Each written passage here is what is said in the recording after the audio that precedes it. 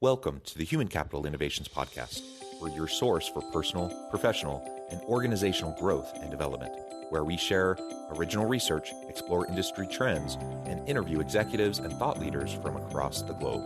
We hope you join us often for practitioner-oriented content around all things related to leadership, HR, talent management, organizational development, and change management. Maximize your personal and organizational potential with Human Capital Innovations Podcast.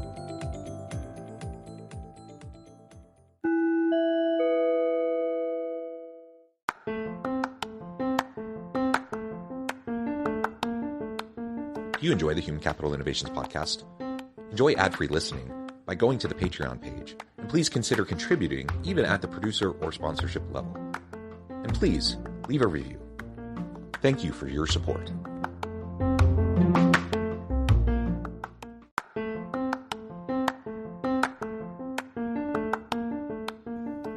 Welcome to the Human Capital Innovations Podcast. In this HCI Podcast episode, I talk with Jose Cayasso about his personal journey as a Costa Rican entrepreneur and his efforts to grow and scale his young tech business.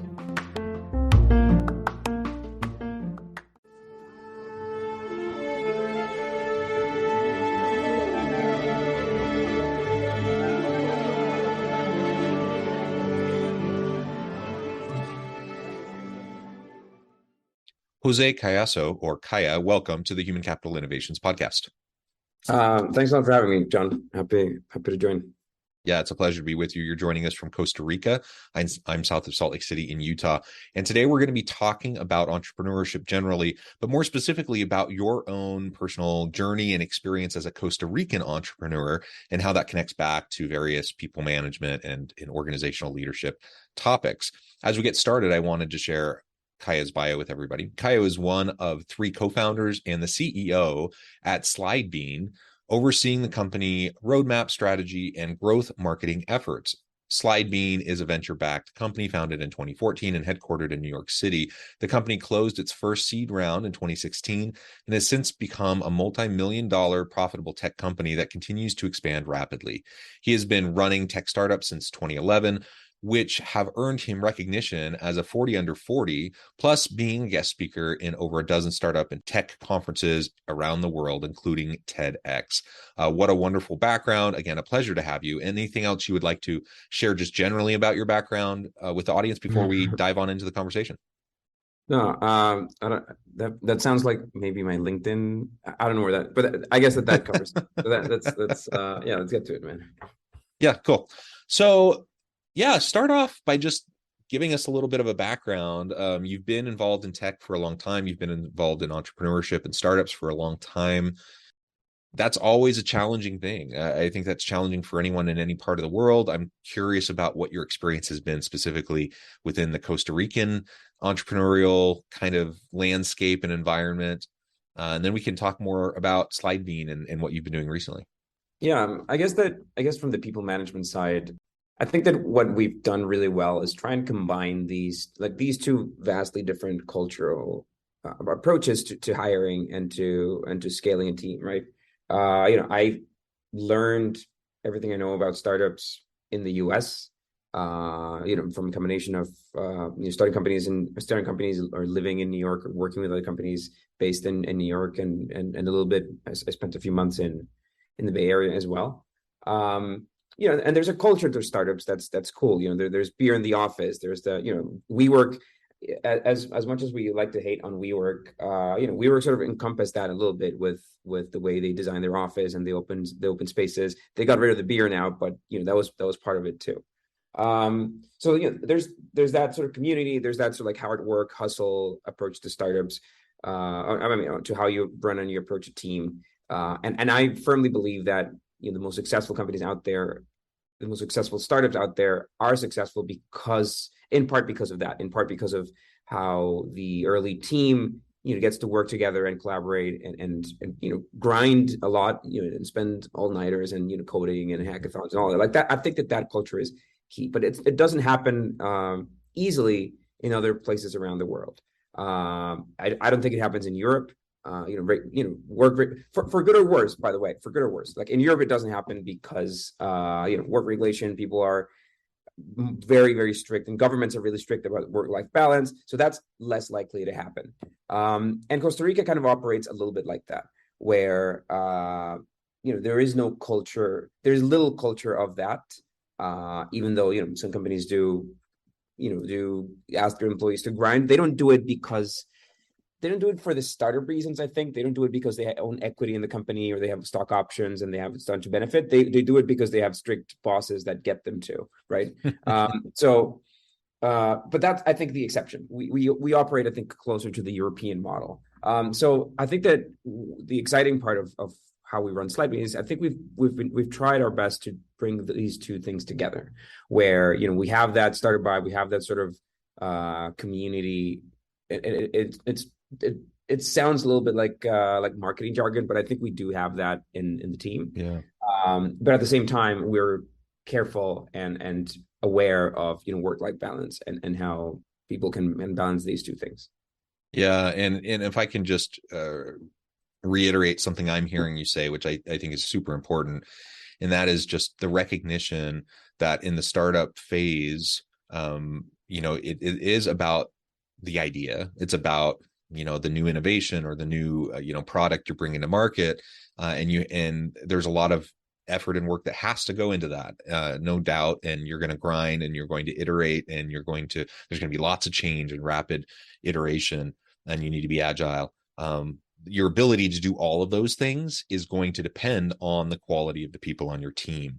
And it's one thing when you're a small startup team of, say just a few co-founders, versus now you're starting to grow, you're starting to scale, you're hiring more people on, you get outside of that initial founding team.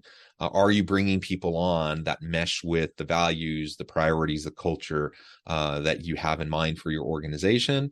Or are there starting to be, conflicts? And what we see in a lot of, especially fast growth startups and organizations, is they just really, really struggle with that, and making sure that there's alignment and congruence, and finding that balance, between the grind and just that kind of really intense entrepreneurial spirit that has all the energy associated with it, versus, the structure and the scaffolding, the safety nets, the policies, the work-life balance elements, and all of those things that start to build as the organization starts to grow and become more formalized, right? Mm-hmm. Exactly. Yeah. So I think just focusing on the team components is always going to be important. And it sounds like that's been a clear part of your experience and your journey in the various startups and entrepreneurial efforts that you've been involved with. And tell me just a little bit then more about how that's then influenced your work with Slidebeam. You've already mentioned a little bit, but these past experiences leading into your current experiences, and you also talked about a bit of the unique Costa Rican context. It's a little bit more European-like in its model. Maybe we can dig into that a little bit more too.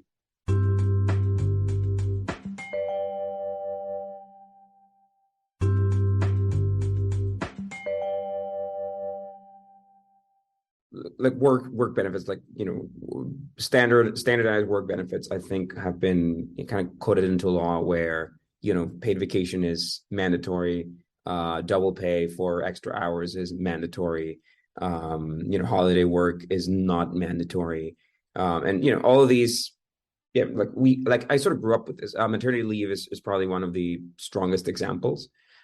Where I honestly think we're in the middle. Like maternity leave in the US is not coded into law. So it's not, companies are hopefully, and in the recent years, it's become more of a thing where there's a predefined time for maternity leave, a paid leave, but it's not the standard in many industries in the US, right? Let's go to the other extreme, which is Europe. And I will call this an extreme, where you have countries. I have friends in Sweden where each parent gets 1 year of paternity leave after each kid, which means that they don't necessarily need to take them together. So you have literally 2 years. So 1 year with the mother. If you play it well, you have 1 year with the mother, 1 year with the father, where they're not working, where they're at home with their kids. And this is fantastic for an employee, but I see it as a manager. And if you have to pay a salary to one of your team members for one entire year, it is a lot of money, right? This is probably coming from the government, from a government subsidy, and it's coming from taxes, et cetera. But it is a lot of, for a company, it's a mess, right? Not even talking about the money, it's a mess to just have an employee be gone for a year, for an entire year.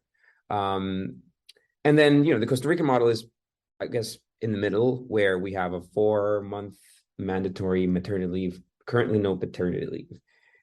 So like that's, I think, kind of a good example of a balance, right? I think that as a boss, as a manager, I think that a year is, it worries me, it concerns me. I think it's a tough position to fill for somebody to just leave for that long.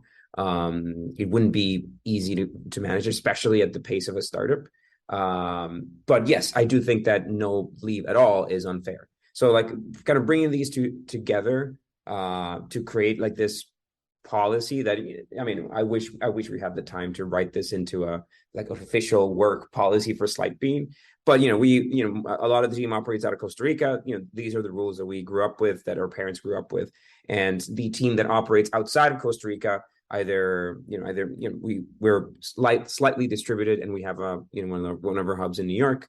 So everybody who works outside of these, outside of the Costa Rican legislation, still gets most, if not all, of these benefits. And that's kind of how we approach it.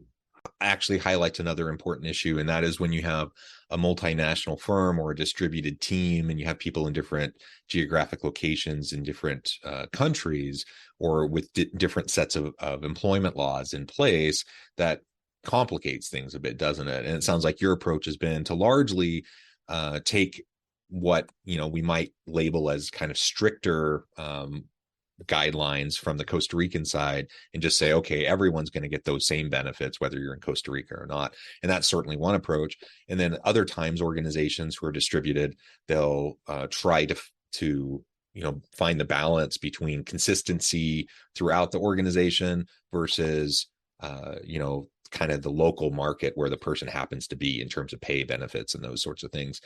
So that's highlights some of the messiness and the challenges that come, or can come at least, with distributed teams. Sounds like you're navigating that just fine, though. And so I think that's fantastic. All right, well, that's wonderful. And now I want to shift gears a little bit and talk a little bit more specifically about Slightbean. Tell us more about the inspiration behind Slightbean and in creating this all-encompassing startup. Yeah, so we started as a presentation builder. Very quickly, we understood that being a presentation builder was too broad. We didn't raise enough money to be a wide use presentation builder that that could realistically compete with PowerPoint. This is back in 2013. So as silly as this truly sounds today, like a lot of the features that we were bragging about then were, for example, like online collaboration, because it was not a thing. Google Slides was not a thing. I mean, it existed, but it was a really weak platform. So that meant that, online collaboration on PowerPoint wasn't great. Keynote didn't have it. So this is a whole different time in the almost 10 years ago in the presentation space. And we came up with this new system on how we design and approach presentations, mostly to let people focus on the content without the distraction of the design and automating that part. Problem with this was it was too broad. We didn't have enough money to really compete with in the entire presentation space. So we chose one area to focus, which was startups. And the presentations that startups need, or at least the presentations that we discovered they were struggling with the most, were pitch decks. So we grew pretty quickly to our first $1 million in ARR, just on the backbone of investor deck preparation. Like this is a very particular type of presentation where you're willing to spend a few extra dollars to ensure that it looks good. You need some guidance, etc. Problem was, we discovered maybe a little late, was that how many pitch decks does a company need? A few iterations of one, but that's during a very specific period of time. So that doesn't make for a great SaaS business, because you don't need it moving forward, right? And we were seeing kind of like the classic customer story that we got was, I love you guys. Thanks to your guidance, content, pitch deck, I raised money for my company. I'm just gonna go and grind and build, and I don't need a pitch deck builder anymore, so I'm canceling. So that it was great, but broke our hearts and especially broke our churn. So we've ever since we sort of came to that conclusion, we tried a few approaches to rethinking how we charged for these pitch decks and so on, but nothing that would allow us to really scale to the size of a business that we want it to be. So, in the recent couple of years, we've become this all-encompassing tool. So what we've done is kind of diversify a little bit, like understand what other needs these founders have from the pitch deck. So if you need a pitch deck, you probably need X and Y and Z. And we've done these things because we are a startup ourselves. We were a venture-backed company. What if we help these companies prepare these other docs as well? So that's kind of like the stage where the company is today and the product. And that explains, why you focused on the startup space as you're trying to find your niche. I'm wondering how you feel it continues to differ in terms of its relationship to other startup toolkit platforms that might exist out there. How does the all access update build upon SlideBean's existing suite of tools, et cetera? At some point in this discussion, like when we understood that as a pitch deck builder, we were limited in how big of a company we could be. We threw in the idea of, well, what if we build something else, something completely different that's not startup focused?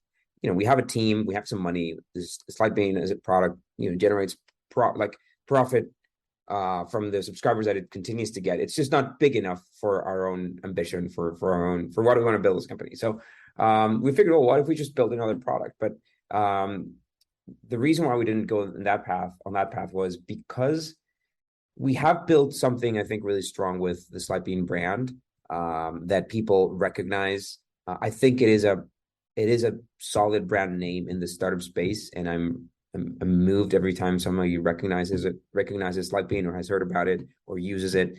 And we've achieved this over many years, right? So just throwing that out and starting a whole new product with a different name that targets a different audience, it is kind of, not only starting from scratch, but wasting that which we have built, right? So I do think that there are other monetizable and much more scalable models and or products that we could serve to these customers, and that's what we're pursuing.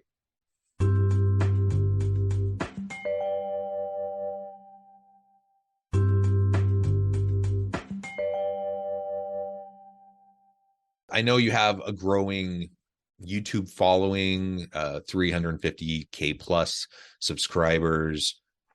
How have you been utilizing that platform to grow SlideBean's platform and continually engage your audience and your customer base?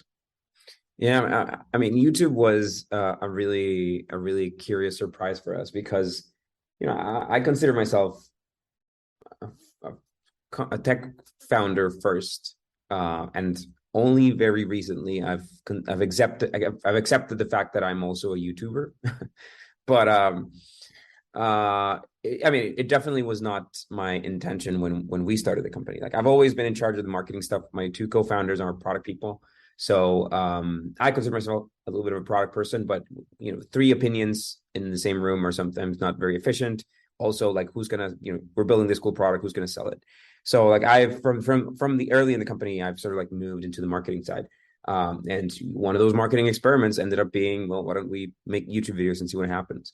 And that ended up working much better than we had expected. I think, I'm also passionate about video on YouTube. I do have a background in animation. I studied digital animation, and which I think has helped even the pitch decks mostly in terms of storytelling, because animation is a very filmmaking based career. So we had a few storytelling screenwriting classes in college, but this is all to say that YouTube was this surprise. Like, we suddenly discovered that we were really good storytellers on YouTube, and I think that people connected with that. That combined with the fact that YouTube is marketing for SlideBean today. So like, which of these other CEOs of these SaaS companies has the time and the willingness and they can extract value out of spending sometimes half of my time producing videos about how to run a startup or whatever. Like, few companies can get value out of this, but we are in this very unique position where we can. So that has allowed us to connect and to position the SlideBean brand to early stage entrepreneurs, and and that's, again, I think one of the most valuable assets that we have is Slide Bean. And again, one of the reasons why it didn't really make that much sense to pivot into a product that was too different from what we already have and the audience that we already have. Yeah. And so do you see a lot of carryover between that audience on your YouTube platform versus those who are using the Slide Bean platform and offerings? Yeah, so YouTube is probably our biggest acquisition channel. I'd say that something like 40% of our revenue, maybe up to 50, is touched by YouTube, which is crazy, because at the same time YouTube generates revenue for us. So we've sort of built this magic, self-sustainable, not self-sustainable. We spend more money than we get from YouTube ads, but still, like it's a marketing channel that's really successful and also generates some revenue, which is a weird combination. Yeah, and I'm curious. I'm not really a social media marketer or anything like that, but I'm curious if you've moved into, some of the transitions that YouTube's been making in response to TikTok, with the shorts, and maybe you're in the TikTok space, maybe you're not, or maybe you're thinking about it. I do believe that, when you're producing content, you sort of have to really be on top of what's happening, right? On top of the new trends. We have this debate, which is too long for today's podcast, but we have this debate now where we realize that we are good at producing two types of content. One is like these we call the one-on-one videos, which are these deep grind breakdowns of how something works within a startup company, and guides on convertible notes and all this stuff. But we're also really good, and we're really excited about producing content, around, for example, company forensics, which is the stories of why companies and startups failed, or startup hubs around the world, which is this new Startup Planet series we started, and that's really exciting content. But that's our response to realizing that one-on-one content only has access to a limited audience. This other content could expose us to a much larger audience, and shorts definitely falls into that. I do believe that people's attention spans are growing shorter. TikTok and shorts are a truly remarkable new form of content that people are inevitably consuming, and YouTube is moving in that direction as well. 50% plus of YouTube users now consume shorts, so it is a trend. You can't escape that. And I think TikTok gets a bad rep because it did start as dancing videos, but in the last few months, maybe in the last year plus, it's become a really, really interesting platform. People are doing really creative stuff, really expensive, high production videos. I was at the summit, this video conference, like YouTuber conference, the other day, and Zach King, who's a really huge TikToker, spoke on how they approach their videos, which always have a stunt, like special effects stuff. Like he's spending sometimes $100,000 in production for a 15-second TikTok. So like it is like, that to me was an eye opener, where like this is a format that matters, that where there's money, where companies are spending money to promote themselves, because it's so organic. Like my last point to that, I'm just blabbering too much about it. My last point about that is, how marketing has also evolved. Like we've become much more blind to marketing. Our brains have learned to process and just to ignore ads. Like, how often do you Google something and you realize that the first 3 results are ads, even though like Google's made them so similar to the organic result, but you just know they're ads really quickly and you scroll. So like we've become much more efficient at ignoring ads, but formats like TikTok or like YouTube have allowed brands to create content that doesn't feel like an ad, and that's a really delicate art these days. And one that I think TikTok is TikTok/shorts, short form content is transforming. Yeah, it's interesting, and I remember it was probably 6+ months ago. I'm just watching something on Hulu, and a Hulu ad pops up, because I don't have the I have the ad supported version of Hulu, and it was something like, I learned it on TikTok. So it was this whole ad about TikTok as a learning and professional development platform, which I just found fascinating because that's not something I would have ever considered, before. But sure enough, there's lots of people in that space who are making names for themselves and creating, massive followings, by utilizing that or the shorts on YouTube or on Instagram or whatever, with the reels and such. So it's super interesting to see how all of this continues to adapt and change over time. Well, Kaya, it has just been a real fun conversation. I really appreciate you taking the time to meet with me and share your insights and your experiences with me and my audience. Before we wrap things up for today, I wanted to give you a chance to share with the audience how they can connect with you, find out more about your work, your team, and then give us a final word on the topic for today. Sure. So again, thanks to everybody for sticking around listening. We help founders scale their business, and as I mentioned, it's around the pitch deck, it's around the storytelling, a little bit around the financial modeling, and we do that for free through YouTube. And for the companies that are really sold on how we approach it, on what we can do to help them, that's where we have the services and the SaaS part. But yeah, I guess that I'll definitely say that YouTube is the place to start. It's free, and I think that you will probably find some good extension. If you found what I've just blabbered about for 30 minutes useful, there's hours of that on YouTube. So that's probably the place to start. Just look us up as Slight Beat.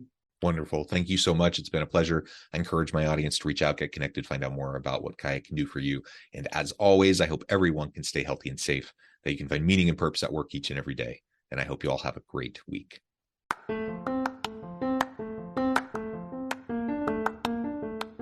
Do you enjoy the Human Capital Innovations podcast? Enjoy ad-free listening by going to the Patreon page, and please consider contributing even at the producer or sponsorship level. And please leave a review. Thank you for your support.